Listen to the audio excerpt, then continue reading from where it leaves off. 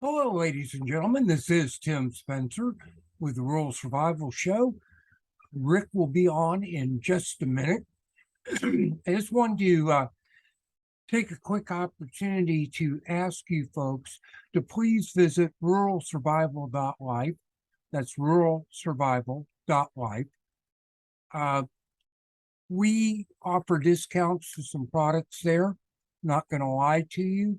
We do get a commission. I'm going to put some pictures right up here. Where am I? Yeah, right there of some of the products we have. Take a look at them. And anyway, I hate ads.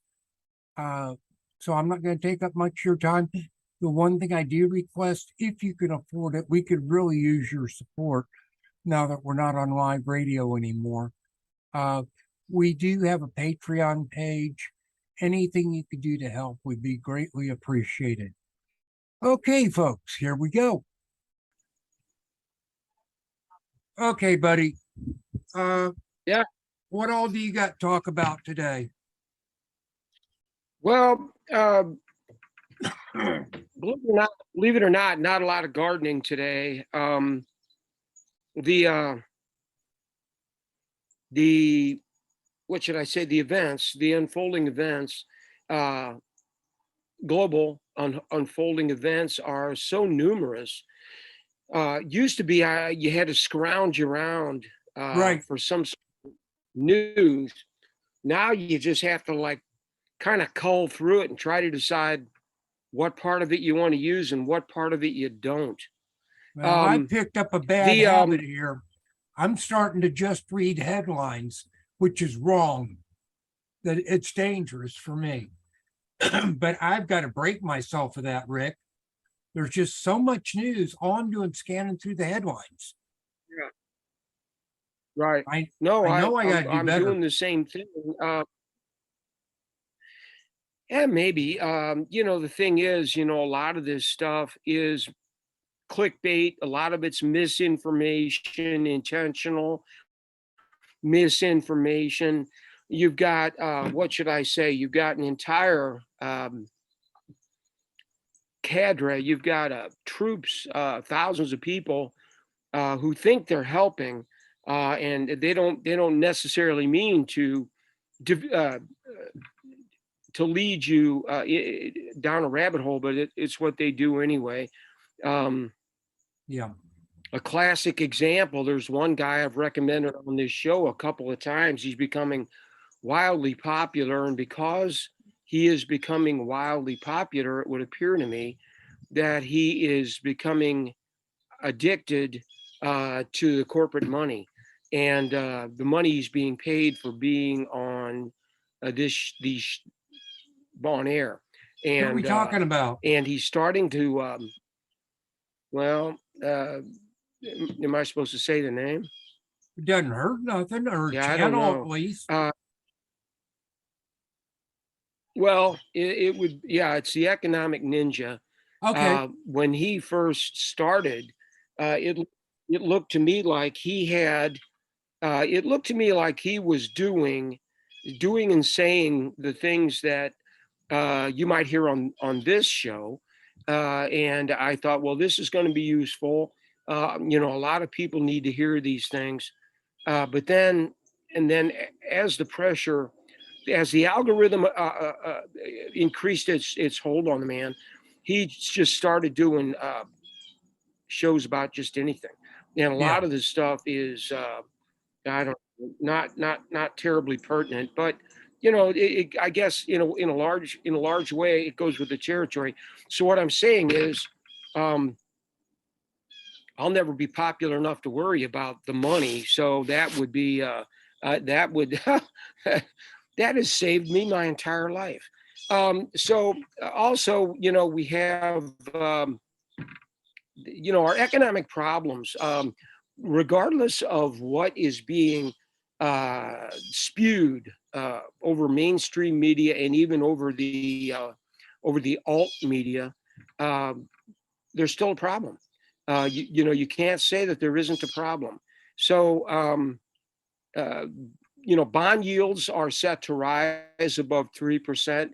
They're above which normally 3%. means, yeah, and which normally precludes disaster. The dollar is at like 108. That is usually a precursor Yes. to disaster. Uh, the it is said that 30% of all small businesses plan to um, close within the Yeah. next year. So you know we've got that situation going on. I think we kind of have all expected. It comes right out of an Orwell novel, and that is where you Yeah. know you'll get to shop where they say you can shop. You'll have all these woke companies like Walmart and Home Depot and these people who are they're just dying to be as woke as they can be. You'll get to buy your food there if it's available. Otherwise, you just, you know, they'll put all the mom and pop businesses out, Yeah. and you'll just have some big corporations, which will be essentially, I mean, they will be de facto government run. And Yeah. that is in fact the definition of fascism. It is. They will uh, own everything and run everything, and that's kind of where we're headed now. Now, interestingly enough, this is kind of where they say the left is always at odds with itself, and you find that to be the case more often than not. That's In right. fact, I could suggest you always find that to be the case if you look long enough.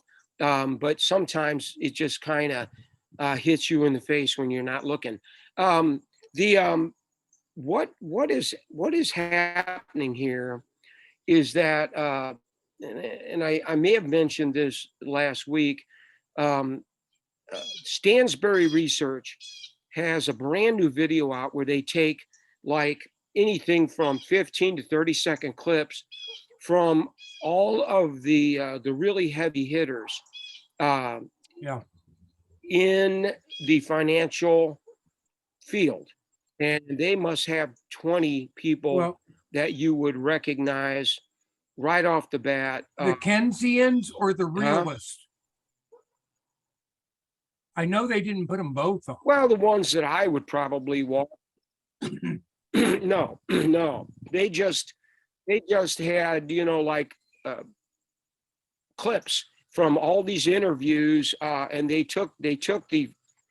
peeled out the filet mignon, and they put it all together, and it does paint an interesting picture. But my point would be people like Harry Dent, who, you know, and I think I mentioned this on the last show, uh, specifically believes, looking back at history, that we're only in the first leg of a three-part crash. I Um, agree with him. and I think that's historical. That would be supported by past crashes. Um, but he also suggests, and who knows, maybe he's right, that the safest place to put your money is in a 30-year government bond. Um, maybe I'm not so sure he about that. opines that, You know, that well, I'm leaves a not big either, but presumption. his theory is, I was just going to say that leaves a big well, and that presumption is, that the United States will be here in 30 years. I'm sorry, Rick. I'm to the point where I want to hold it in my hand. well, you don't have, well, there's that. Yeah, no, well, you don't have to hold a bond for 30 years. I mean, that you buy them and No, sell them, but he is suggesting that the government will simply print money uh, in order to pay that debt to you, and yeah, maybe they will. I'm not at all certain I like that plan, but okay, you know, but everything else, I think everything else he said, I thought was essentially sounded correct to me in my opinion. However, you know, here's the deal. And let me see if I can just boil this down.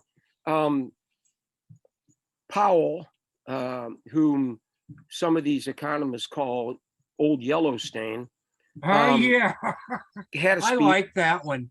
He had a speech. Yeah, he had a speech yesterday that absolutely tanked the market It and did. gold and everything. Yeah, and what he was suggesting was this, and I want to kind of get this right. I don't want to shoot from the hip here. This is what he said. Uh, we will have sustained below normal growth, softening of the labor market, high Right. inflation, slow growth, and he says high inflation, slow growth, and a poor labor condition will bring inflation down. Well, okay. Well, he's right. Let It me would. pause right there. But boy, look at the pain it Yeah, causes. because And he even mentioned that. yes, he did. So this is a classic Hegelian dialectic, Yes. problem, reaction, solution. Right. Okay, so this is what I suggest. The central bank, I don't even like calling the federal anything because they're not. No. The central bank created this problem by trying to cover their ass with epic money printing, giveaways, helicopter money, billions of dollars to other countries. Now it's free college. They're just not going to stop. Okay, so let's just leave that as one leg on the table. They aren't going to stop. No. They're pumping up the balloon. So it was these policies that have created the inflationary spiral. That they did it themselves. Yep. Uh, now they claim they're going to um, fix the problem by raising interest rates. Okay, yeah, that will change things, but the dialectic would be this: they create the problem, we react, and they're going to solve it for us at a cost of your freedom and your money. Yeah. But this is the funny thing. Um, Inflation that they caused. The definition is too much money chasing too few goods. This is my opinion on the matter.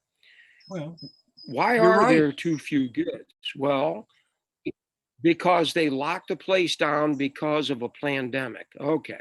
Now Right. I don't know if that gets me clipped for I don't know if they'll call it get this show out of here. We still But got Rumble, but buddy.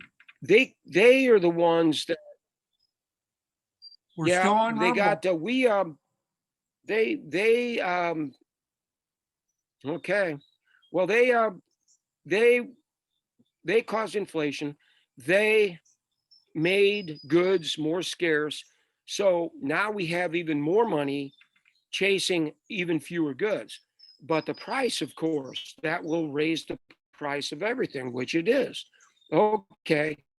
So what they're going to do, and as they said, businesses, and it will, what they're going to do is raise interest rates, um, which will make everything even more expensive, housing, food, everything. Um, but what they're going to do is the equation is too much money chasing too few goods. So how do you fix this? Well, you get rid of the money. So they're going to get That's rid of the right. money by getting rid of the middle class, which is what this will do. This will um, just absolutely eviscerate the middle class.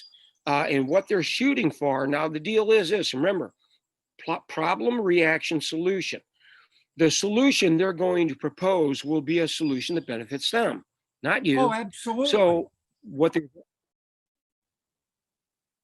they've always wanted was a two caste system. They want poor peasants and them, the wealthy Right. elite. And they are nothing but parasites. They are they are absolutely nothing but parasites. And so um, if this eliminating the middle class leaves two classes of humans, which so the solution is precisely what they had in mind all the time. But in the meantime, and he says this is going to bring pains to household and businesses. Okay, this is what he said, and this is just laughable. He's just slapping you right in the face. He Right. says these are the unfortunate costs of reducing inflation. Well, the way they're going to reduce inflation is they're going to turn inflation into deflation. Right. That's what they're That's going their to do. plan. That will deflate the costs. But the problem will be is that these people right now, uh, credit card debt is at an all-time high. Um, auto loans are at an all-time low. Auto repossessions are at another all-time high. It's not the only all-time high. Hey, here's Everything's based. another one. 1 out of 6 families in the United States cannot pay this month's electric bills. Yeah. Yes. So you see, if you really take a close look at the sweater, you'll see it's unraveling in numerous places. Yeah. Okay.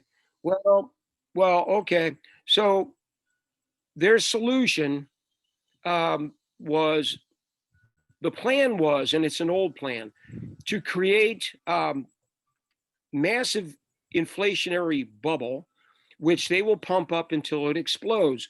Which, I mean, in my opinion, that makes this a mega Ponzi scheme, and Well, they're it just is. It always waiting. has been, or since 1913, it has been. Well, and they're just going to wait for that to explode, and they're going to benefit by that. Oh, yeah. And when this all occurs, you'll hear the next part of this joke, which is they will come to save you with the central bank digital currency.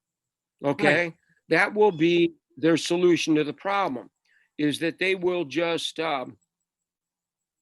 point you to another burning building and say, "Here, run over here. It's on fire, but it's not as bad as the one you're in," which they set fire to. Yada yada yada. So that would be essentially my take on the situation as we see it. But we've never been about complaining about these things. No, especially things we can't change. Before we get into anything else, I want to bring a few things up to you, Rick, which I'm sure Go you ahead. know about, but our listeners might not. Uh, I put the chance of war by the end of next year at better than 90%. And I don't mean us going down and cleaning up Grenada. I'm talking real war. Something like China and or Russia at the same time. The administration is trying to push us into a war right now. They're doing our best Right. to get Right. Russia to do something stupid towards us. They're really working hard at it. You hear that the what do they call it, Army attack missiles are being refused to Ukraine unless Ukraine has come up with its own missiles. And there is one, I think it's called Nexum 2, something like that. And they're able to hit Sevastopol and, way down there in Crimea with these missiles. Unless they've come up with something on their own, we are supplying them with those missiles that, one shot shoots out of the HIMAR and it's a big missile. We took out half of their naval air forces in a matter of minutes. I forgot the name of the town, something like Saki or something like that. And, Ukrainians, I say we, the Ukrainians took that out. And then they denied it. And then we got the whole deal with the, what's it called, Zaporizhzhia nuclear power plant that the Russians are playing games with.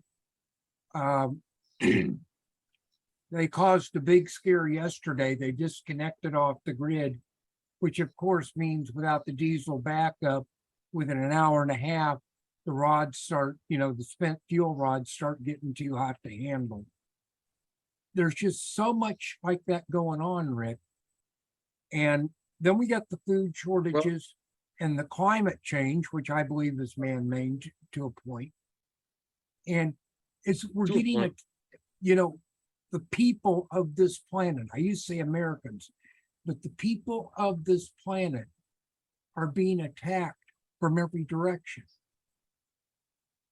And Yep. I don't worry about things I can't change. Now let's go into what you were going to say. And I know what was coming, and I agree. Let's do what we can. Right. That's right. You do know what's coming. We've asked people to learn to grow food and to take care of themselves. And I do have, though, something I'm going to say about beet seeds here. Interesting thing. Okay. Yeah, get yourself some seeds. Learn to grow them. Learn to get good at it. Learn to clean water. Now, here's something fascinating. We've also asked you to pick up some silver of one sort or another. I don't care if it's silver rounds. The price is way down right now. It is. Or the 90%, the actual U.S. dimes and quarters, half dollars, that kind of thing. 90%, often called junk silver, which I'm afraid I just don't agree with that verbiage. If you think it's junk, I'll put it on a table at your next garage sale, and I'll be right there. Yeah. The tomato. We have a tomato crisis going on, which is interesting because that. My neighbor and I had the best tomato harvest we've had in years, and of course, as I think I mentioned last show, he was extolling the virtues of the Mittleiter gardening process, which, okay, it is a great way to do things. But the other half of the equation was the tomato plants I gave him were high production hybrids from Haas Tools, and they are very disease resistant. The Hausenators and the Roma styles too. So, but here we are in a tomato crisis. California is having the worst drought they've had in 1,200 years. The cost of tomato paste is up 80% in 1 year, and other tomato products are like a ketchup up 23% in a year. And I know what you're going to say. Well, I don't really use all that much of it. Well, it's not going to end with tomatoes, but we're just going to talk about tomatoes here. Potatoes are becoming a problem too. They sure are for me. California is responsible for 25% of the world's tomato supply. And they lead the world in tomato processing. So if California is having drought issues, maybe I could opine, maybe I could infer from that this is a canary in the coal mine. Yes. The tomatoes maybe are just the first of other crops. I mean, they do a lot of lettuce and a lot of other things. It's going to bleed into those crops. Of course, gasoline is down, which helps. But not for long, I don't think. Diesel's down. Oh, probably not. Here's something that I was in question about mentioning, but I was watching something that I thought was quite fascinating, and it wasn't even about our current situation. It was actually part of a fictional made-for-TV series, it's called Sleepy Hollow, and it involves a man who moves forward hundreds of years in time. But he is fighting with the four horsemen of the apocalypse. It would be pestilence, war, famine, and death. And so I got to thinking about this, and I thought, well, what to make of this? I have been, and it's probably not true, and I probably have absolutely no right saying it, but I've been getting the feeling for a while that that our babysitter, God, is has his he's been in the bathroom for too long, and I've been feeling like Christians of this world, good people of this world, whoever they may be, we're not really winning this fight at the moment. And sometimes the way a parent helps kids to grow up is they quit aiming every time somebody falls down. They let a kid get up by themselves. And there are many sayings about that, like fall down 7 times, get up 8, stuff like Yeah, that. But but here's what I wanted to say is maybe this scenario has unfolded itself more than once. Everybody keeps thinking that we'll have pestilence and war and then famine and then death. Maybe this is a cycle that occurs every 100 years. it could Maybe be. we've seen it before. Yeah, maybe. I mean, I can go back in history, back to the Little Ice Age, where there was the Black Plague and all that, which was caused by a mini ice age and some other events.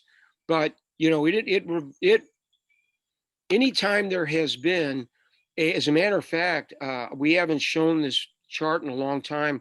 There is a chart that comes from Chinese historians that shows the rise and fall of dynasties, and these dynasties can last hundreds, if not thousands, of years, Yes, and they always fall. They always fall during a solar minimum, and you ask yourself, well, now why would that happen? Well, it happens because of famine and death. yeah, People become disgruntled when they're starving and they're dying. It makes people angry. So, but the question, I guess, I would leave it at this: if those are the four horsemen and they are unleashed in that order, pestilence being something like our our BS pandemic, right. that would be pestilence. A war which you were speaking of. I mean, we're already basically at war. We're Technically, de we're not at facto war. fighting with Russia through. Yes, yes, you're right. Just Yeah. like Vietnam, What we were we, fighting with the Russians, who were in North Vietnam was their proxy. You remember and the this? Chinese. Well, and the Chinese, Sure. yes. Yeah. So there's the war. Now we're looking. Now we've been talking for the last 5 minutes about famine. Okay. And and after that, death. So is this scenario unfolding again? Is I that think what's about? so. Are we going to go through it? Um, I spoke. We can leave it right there. I spoke recently about mice and/or voles eating beets and carrots. Here is something that I mentioned on a radio show a while back, and I totally forgot about it. There is a guy uh, killing any kind of rodent using dry corn muffin mix, mixed 50-50 with baking soda. And the reason that Yeah, that kills them, remember? Okay. So rather than try to put poison in the garden, I'll just put food out there, which will be cheap corn muffin mix, mixed 50-50 with baking soda. Happens is mice, rats, and voles cannot burp or right. fart, and it takes a couple of days, but they will die. So you take an empty plastic container with a lid, cut a hole in it, put your powder in there, and lay it on its side so the rain doesn't screw it all up, and you'll get rid of your problem. I've got fall beets going, and I don't intend to go through this again. Um, Here is an interesting thing. You remember I think last show, I said, I planted the beet starts, the beet plants, Yeah. small beef plants, beet plants in, I could use some beef plants, small Yeah. plants in heavily composted material, and it just dried out so quickly that I lost most of them. My fault. So I immediately reseeded, just I direct seeded, which I don't normally do. But then I noticed this week that I started getting various videos from various people. Some of it was as a result of a search I did, but others just completely ad hoc, that direct seeding beets is actually preferable from certain points of view. They get going faster, but it seems that a beet is particularly prone to transplant shock. They do not like having their roots disturbed. And to that end, when you're thinning the beet, you are disturbing the roots. When your beets are multi-cot, a beet can have 2, 3, 4, or 5 seeds inside the beet seed. So they Right. will come up as a small cluster. If you want uniform beets, the size of tennis balls or bigger, you have to take out all except one plant. Right. If that's done early enough, it minimizes the shock. However, there is another way to handle it, and that is just to take a little tiny pair of scissors and just clip all but one. Um, Yeah. That's what we did. Oftentimes, yeah, I would recommend that. Oftentimes, and this is the case, and I saw this from I think it's called No Till Farmers, Farmer Jesse. He had some examples when they grow in a cluster, okay, and you get one nice beet, you want to try to tease out of there, right? You're going to harvest one, leaving 2 or 3. Okay. When you do that, oftentimes the other ones will just sit there and they will do absolutely nothing. They will never mature, um, Right. which is problematic, especially if you're looking for food or trying to sell crop. So it there is a raging controversy regarding whether or not um, you should start beets in flats and thin them there, or put them in the field and then thin there by clipping out all but one. Right. The only difference that I can see is, first of all, if you start pulling beet plants, even if they're in the flat, you're going to suffer some shock because you're going to mess with the roots of the plant you're keeping. The other thing is that you can do that at a table, which means you're not crawling around on your knees in the beet patch trying to get everything squared away, right? Right. But it appears that if you're looking to grow really nice beets, uniformly sized beets, big beets, pretty big, pretty beets, that's the way you would do it, would be to crawl around with a little pair of scissors and snip. The other thing is the other problem is when you grow beets in a cluster, uh, them being planted that closely and that tightly, if you've ever grown beets, you'll see they're very prone to leaf spot, which Yeah. basically kind of ruins the green. Yeah, they Well, look real funky. we didn't have that much of a problem with them. No, we haven't grown beets in 2 years, mainly because I just can't handle getting out there that much. But we had a couple of plants that had those, the white leaf thing, and the Right. rest of them were fine. And yes, we ate the Well, greens. planting them, well, and you can eat them. It's just that they're not very appetizing looking. Of course, once you boil them down, okay, well, you can't see it anyway. But if you're looking to grow really, really nice looking beet greens, you're going to want to keep those beets about 6 inches apart.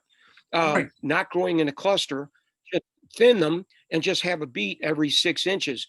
They claim that they want a row spacing, but I just don't see the point in that. I don't know if that's for airflow.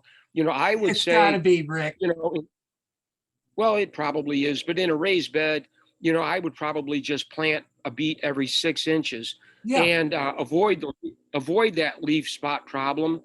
Um, one or two more points, and then I will call it quits.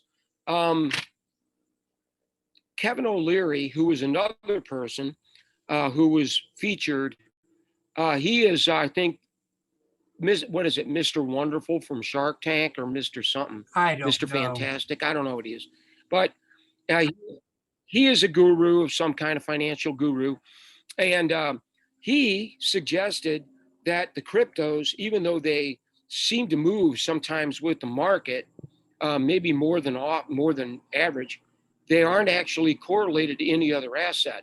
Now I've heard. Can you see that yellow biplane coming or not? Yeah, I can see it, Rick. Huh, cool. Hey, huh, there's a yellow one which has British markings and a red one which has markings. It's got German markings, and he is the Red Baron, and Okay, sometimes they'll fly in formation around the cool. house. It's pretty cool.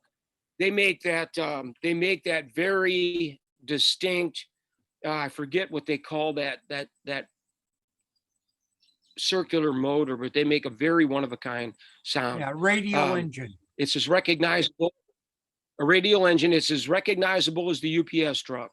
Yeah, You can hear a UPS truck all over town. They all yes. sound the same. Yeah, Anyway, that would be all that I would have for now. okay. All right. Well, stay on the line for a minute, Rick. I'm gonna stop it now then. Oh, wait, do we want to do a prayer? We should probably do a prayer every 60 seconds. Yeah. All right. Yeah. We should. We really should. Holy Michael the Archangel, defend us in battle. Be our protection against the wickedness and snares of the devil. May God rebuke him, we humbly pray. And to you, O Prince of the heavenly host, by the divine power of God, cast into hell Satan and all of the other evil spirits who wander through the world seeking the ruin of souls. Amen. Amen, Rick. Thank you. Greatly No, my, appreciated, my, sir. my privilege. Now, I'll tell you, I am such a believer in prayer, Rick. It's just incredible. I pray several times a day. I don't know Right. how well my prayers are received. They're certainly not selfish. I pray for everybody else. And I thank God Well, for the care and protection he gives me and my family. So, yeah. Well, that's important. I also got a scolding from my wife, who, uh, as some people may know, is a religion teacher, and she said you can't forget to pray for yourself, because that is a little like, when the oxygen masks all drop on the plane, they want you to put on yours first, right. because if you faint, you're not going to be of much use to anyone else. In fact, you become a problem. So, yeah, I would encourage everybody to pray often. In fact, what does it say in the Bible? Pray unceasingly. Just Right. keep mumbling all day long. They'll think you're crazy, but actually you're not. I wouldn't worry Okay. about that. We're going to have to wrap it up, Rick, because we only got 2 minutes left.